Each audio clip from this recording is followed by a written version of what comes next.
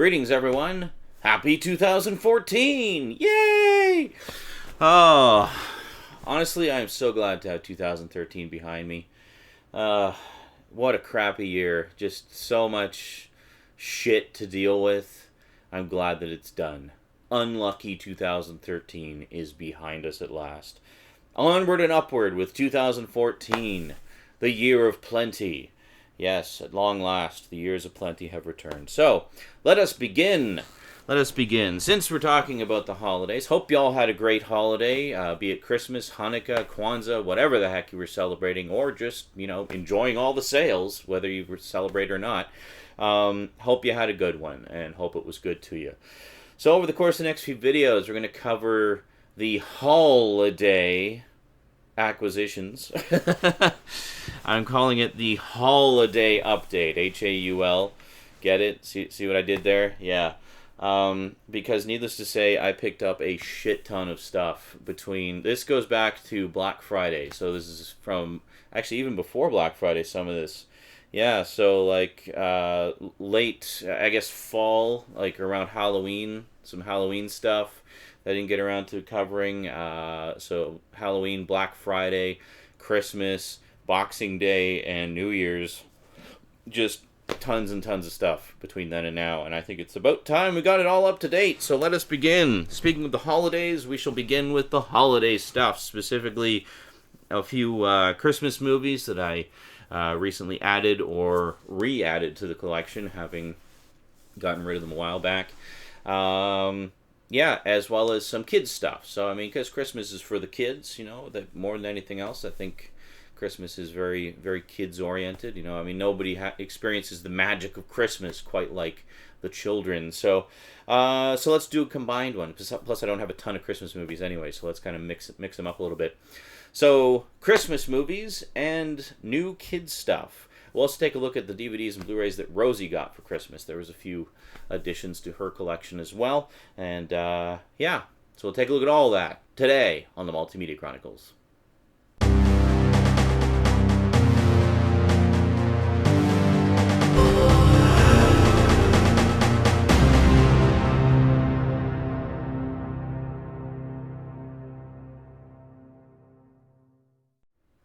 Welcome back. All right, let's not waste any time. This one's kind of funny because it's actually the 25th anniversary edition. And why is that funny? Well, because this year is the 30th anniversary. So I waited 5 years to get this one since it was originally released on Blu-ray. Honestly, I don't know why I kept putting it off, because I kept seeing it going cheap, like $10 or less, often with the slipcover, so I don't know why I waited so long. Anyway, I finally rectified that mistake and got it for the collection. I always really liked this movie, too, so really there was no reason for me not to get it. And, yeah, so what am I talking about? Gremlins! Don't feed them after midnight and don't get them wet. Yes, I guess I should have said that as a hint. But anyway, whatever. Gremlins, the 25th anniversary edition with the nice, shiny slipcover. You can see that. It's kind of shiny. And got nice raised gizmo on there with the shadow of, I think it's Spike. Yeah, shadow of Spike in the background. So, yeah, anyway, I always really liked this movie. When I was in high school band class, I wasn't in the band, but I had band class. We would often play the theme song from this, which I guess would have been fairly current at the time. That would have been around 1985, 86. This movie came out in 84, so it was pretty contemporary at the time. In terms of extras here, we've got over 10 minutes of additional scenes, a making-of featurette, 2 commentaries, one featuring director Joe Dante, Phoebe Cates, Zach Galligan, Dick Miller, and Howie Mandel, and another one featuring director Joe Dante, producer Michael Fennell, and special effects artist Chris Wallace, a photo and storyboard gallery, and theatrical trailers, so pretty cool. Yeah, so anyway, why is it a Christmas movie? Because it's set at Christmas. Duh! I consider Die Hard 1 and 2 to be Christmas movies for much the same reason. Now, this next one is one that has been a traditional Christmas movie for myself and my friends and family for many, many years, but for whatever reason, I've never actually owned it. I've always watched other people's copies of it, either VHS or DVD. I don't think I've ever actually watched the Blu-ray until this year. I'm, of course, talking about the modern classic written and produced, but not directed, by John Hughes. A zany comedy with a lot of heart, National Lampoon's Christmas Vacation. Yeah, Chevy Chase at the height of his comedic powers here. Great, great movie. I love this movie. In terms of special features, it's only got a couple of things on it. It's got a commentary by Randy Quaid, Beverly D'Angelo, Johnny Galecki, Miriam Flynn, director Jeremiah Chechik, and producer Maddie Simons, and of course the theatrical trailer. And that is it for extras, but that's okay, because it's really all about the movie. I have not seen Christmas Vacation 2, which is the one that focuses more on Cousin Eddie, one of those direct-to-video sequels. Nor have I seen A Christmas Story 2, even though A Christmas Story is my all-time favorite movie. But I think one of the reasons this movie is so good is because of the heavy involvement of John Hughes. I mean, John Hughes did some of the all-time great comedy dramas of the 80s. You had stuff like Ferris Bueller's Day Off, The Breakfast Club, 16 Candles, Pretty in Pink, Uncle Buck, Planes, Trains, and Automobiles. I mean, the list just goes on and on and on. And all of those movies have a very common thing in common. Which is that they're funny, but they also have a lot of genuine heart. I mean, they tug at the heartstrings in ways that aren't overly cheesy. And John Hughes was always really good at finding the balance between the two, far more so than even a lot of current comedies do. He was just a real master of that style of storytelling, and Christmas Vacation is certainly no exception to that.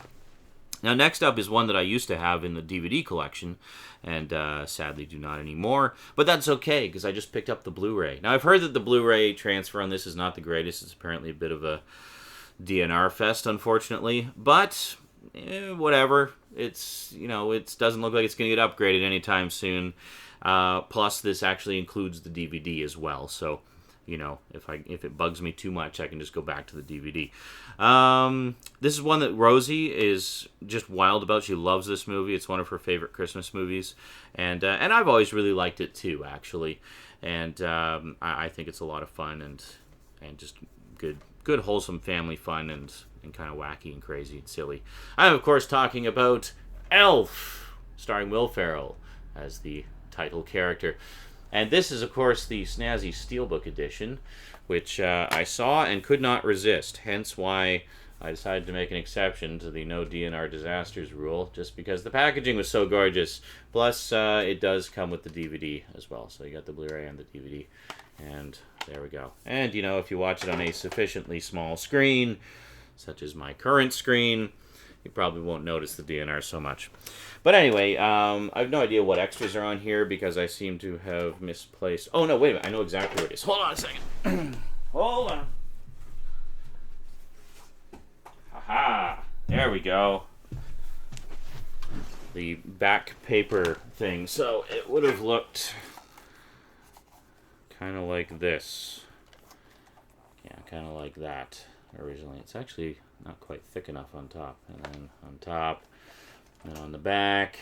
Alright, so what do we got for special features? Special features, we have commentaries by Will Ferrell and director Jon Favreau. Deleted alternate scenes. Behind the scenes, tag along with Will Ferrell, Film School for Kids, How They Made the North Pole, Lights, Camera, Puffin', That's a Wrap, Kids on Christmas, Deck the Halls, Santa Mania, Christmas in Tinseltown, music from Elf, Elf Karaoke, and theatrical trailer. I think that's pretty much everything from the DVD. Oh, it actually says that it's on Blu-ray only, so maybe the DVD is just bare bones. I was under the impression that it was going to be the Infinifilm DVD from the original release, but maybe it isn't. It sounds like they carried over most, if not all, of the extras to the Blu-ray edition anyway. But yeah, pretty cool. So Elf. So now Rosie and I can enjoy it whenever we want. Next up, Rosie actually requested the Jim Carrey remake of this. But I thought, and the thing is, every time we found the Blu-ray of it, it was stupidly expensive. Like, I think Walmart had it for $30. Like, really? $30 for a movie that's, like, it hasn't even gotten, like, a new special edition release. It's just the original release from, like, frickin' 7 years ago for $30. Come on! So, yeah, and the cheapest I found it was $20, and I was just getting irritated that particular movie was going for so much. Just seems like extortion to me. So I was like, you know what? Let's get the original animated version instead, because, well, it's better anyway. At least, well, I can't really say that with any, certainty, because I have not seen the Jim Carrey version, but I'm sure it's a lovely film. However, for me, the ultimate version of this story will be the one narrated and portrayed by Boris Karloff, How the Grinch Stole Christmas. Yeah, there we go. So yes, it is on Blu-ray, for those of you who didn't know, and it's actually got quite a stack of extras on here. So yes, a 26-minute special on Blu-ray. We used to have the DVD edition of this, but it was actually in Netta's, and she took it back, and it disappeared. So, reacquisition. Reacquisition/upgrade. So special features, making animation and bringing it to life audio commentary with animator Phil Roman and June Foray, the voice of Cindy Lou Who. Featurette, Dr. Seuss and the Grinch, From Whoville to Hollywood, a rapping, rhyming chronicle of the original book and this beloved animated adaptation. Songs in the Key of Grinch, interviews with composer Albert Haig and vocalist Thurl Ravenscroft, who was also, if that name sounds vaguely familiar to those of you who are, somewhat familiar with Disney lore and Disney actors, Thurl Ravenscroft was also the bass head, the vocalist, like the a cappella heads in the Haunted Mansion, the original ride, not the movie, but the actual ride. You can find videos on YouTube of 4 of the 5 heads singing the Grim Grinning Ghosts song. I listened to that a lot over the course of Halloween, just a great little song. Anyway, he's the one that sings the majority of the song, and you can actually see his face in that too. He's got quite an expressive face too. Awesome voice, awesome face. So anyway, that's Thurl Ravenscroft, who of course does the You're a Mean One, Mr. Grinch song. Great voice. Who's Who in Whoville Biography Gallery, Grinch song selections, go right to your favorite songs. TNT's How the Grinch Stole Christmas Special Edition featurette with Phil Hartman, and Grinch pencil test. So quite a plethora of extras on there. So next up we have a couple of kids movies, one of which was highly recommended to me by Rosie, actually. For those of you who don't know, Rosie is my 6-year-old daughter. I would hope that most of you know that by now. Anyway, this is one that she actually has on DVD. I picked it up for a while back out of the $5 bin because she'd been wanting it for a long time. I think she'd seen it and wanted to have it so she could watch it whenever she wanted, so I picked it up for her. And then I was looking at Walmart. They had this rack of Blu-rays on sale, just tons and tons of them, all going for $8 each. And I saw this, and it was the 3D version, no less, going for $8. I couldn't pass that up. We have Coraline, the wonderful, twisted, dark children's story written by Neil Gaiman. So, yeah, pretty cool stuff. I still have not watched it, actually. But I thought, hey, cool, 3D version. So, I am planning to get a 3D TV sometime this year. That's kind of one of the big goals for this year. So, I'll have some content to watch on it. Kind of my rule of thumb lately has, with that goal in mind, the rule of thumb has been, well, I can afford it now, so why don't I get the 3D versions of modern movies when there is a 3D version available? I don't care so much for stuff, like I'm not going to get Top Gun 3D and shit like that, where it's just a blatant post-convert. But if it's a modern movie that was actually made to be in 3D, then I will absolutely pick it up that way, because it's, it was designed that way. And Coraline is one of them. It's actually, it's actually the first stop-motion animated film to be done in full 3D, which is pretty cool. So in terms of extras, we've got deleted scenes, the making of Coraline, voicing the characters, creepy Coraline, feature commentary with director Henry Selick and composer Bruno Coulais. So there you go, or Coulais, whatever. Anyway, so Coraline, I have not watched it yet. I can't really say whether I like it or not because I haven't seen it, but I'm sure I'll love it because I love Neil Gaiman stuff just generally, and Rosie tends to know what I like, and if she says I'll like it, then I'm pretty sure I'll like it. Next up, we got a Disney movie. I've been wanting to get this since it came out, but as with most Disney movies, it was horrendously overpriced. Why is that with Disney? Like everything else, a movie stays out on DVD or Blu-ray for a little while, and then it goes down in price.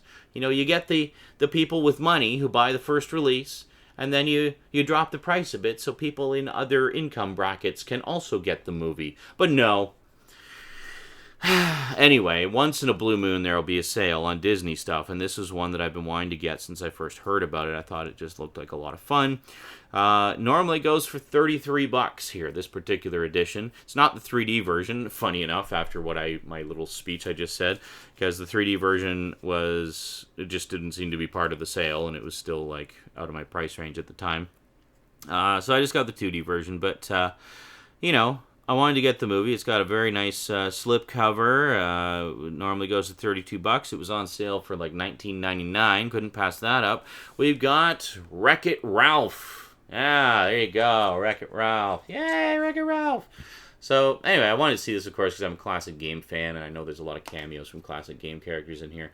Actually, see a lot of them on the cover. You got some Street Fighter 2 characters. You got Dr. Robotnik and Sonic. You got Qbert and the snake, whose name escapes me at the moment. And then, of course, the characters that were made just for the movie. But, got the slipcover. Quite nice. It's a very nice slipcover, too, actually. Very shiny and pretty. In terms of extras, you got... you got a Paperman theatrical short. A young man in an office sees the girl of his dreams in a skyscraper window across the street, but how can he get her attention? Bit by bit, creating the worlds of Wreck-It Ralph. Game jump through the worlds of the film with the filmmakers, artists, and animators who created it. Disney Intermission, the Gamer's Guide to Wreck-It Ralph, hosted by Chris Hardwick. Deleted and alternate scenes, video game commercials, original commercials for Fix-It Felix Jr., Hero's Duty, and Sugar Rush. They're the sort of game parodies in the movie. And then the DVD version just has the Paperman theatrical short, apparently. Anyway, whatever. So Wreck-It Ralph. Really looking forward to checking that out. Kind of wanting to save it for me and Rosie, but I might end up watching it on my own anyway. Speaking of Rosie, here's what Rosie got. Just going to go through these really quickly here. She's a huge fan of Monster High, so I picked her up the latest Monster High movie. She actually has all the movies on DVD. You're welcome. I actually really dig Monster High. I think it's a fun franchise for kids. I like it because it's based on a lot of the classic monsters and stuff like that. It's kind of a version of that for girls, which I think is cool because girls can be horror fans too. And I think it's great. Plus, just the stories and characters themselves have a lot of very pro-moral messages for young girls. Like about acceptance and, not judging people based on their appearance and things like that. Just some really, really good messages in there, and I think it's a great, I see some people kind of judging the franchise at face value, thinking, oh, it's just promoting that unrealistic, super skinny supermodel thing and not. But if you actually watch the show and the movies, it doesn't. It just talks about being yourself and stuff like that. It just so happens the characters are gorgeous, but whatever. What kids' dolls aren't? It's been the way of the world for a million years, so just deal with it. Next up, basically I just grabbed this because it was in the $5 bin, and I thought, it could be kind of fun for Rosie and me. I don't know that she's really seen the cartoons much that it was based on. I used to watch the cartoons all the time as a kid. We got the Yogi Bear movie with Dan Aykroyd and Justin Timberlake as the voices of Yogi and Boo Boo, respectively. So there you go, and it has the nice snazzy slipcover as well. So yeah, even Rosie's starting to notice when there's slipcovers or not. Like she'll, when we're looking for the other Monster High movies, she was like, "Oh look, they have that Monster High movie, and it has the slipcover." So yeah, well, that's definitely Daddy's influence there. So in terms of features on here, we've actually got quite a bit. We've got spending a day at Jellystone Park. Take an interactive map tour of Jellystone Park with Yogi, Boo Boo, and some humans too. Click and jump into all the cool things about Jellystone Park and our favorite furry friends. Includes watch Dan Aykroyd and Justin Timberlake voicing Yogi and Boo Boo. Ranger Jones, Jellystone Park, including his real-life audition with a bear. Ranger Smith's love song for his favorite girl. Roaring Rapids, Basket Nabbers, and so much more. And are you smarter than the average bear? Find out by taking this fun and food-filled interactive picnic challenge. And finally, a new Looney Tune cartoon, Rabbit Rider. Oh, and there's also a Yogi Bear mashup of some kind. I don't know what that's all about, but there you go. Next up, both of these are bare bones, no extras. These were gifts from Nana for Rosie, which is my mom, basically. We have Hoodwinked and Hoodwinked 2. And Happily Never After, and Happily Never After 2. So a couple of, modernized homage/parodies of classic fairy tales there.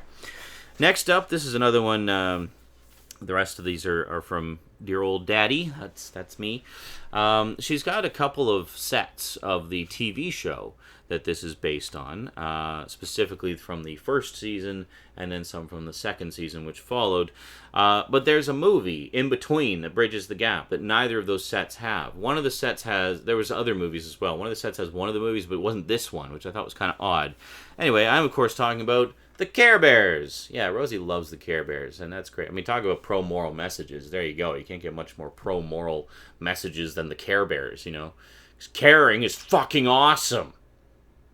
So go and fucking care and shit. Anyway, the Care Bears movie is significant in the Care Bears saga because this is the one where we find out how they met up with the Care Bear cousins. So, like, you know, Braveheart the lion, and it's actually the only one I know. But anyway, there was a bunch of them that were, you know, other caring characters, if you will. But were not bears. They were other animals. So anyway, this tells how they met up with them. And, you know, then they started to sell toys of them around the same time. But, yeah, so Rosie's got the first season, which is just the original Care Bears characters. And then she's got a bunch of later episodes that feature the Care Bear cousins. So I thought it'd be cool to get her the movie so she can find out how those characters met up and how they appeared. And finally, other way around, TV series based on a movie here. Rosie loves the movie this is based on. Actually, I admit I really like it too. I think it's just a really hilarious, fun movie and great stuff. So I was actually kind of happy to see they made a TV series of it. I'm looking forward to checking this out with Rosie.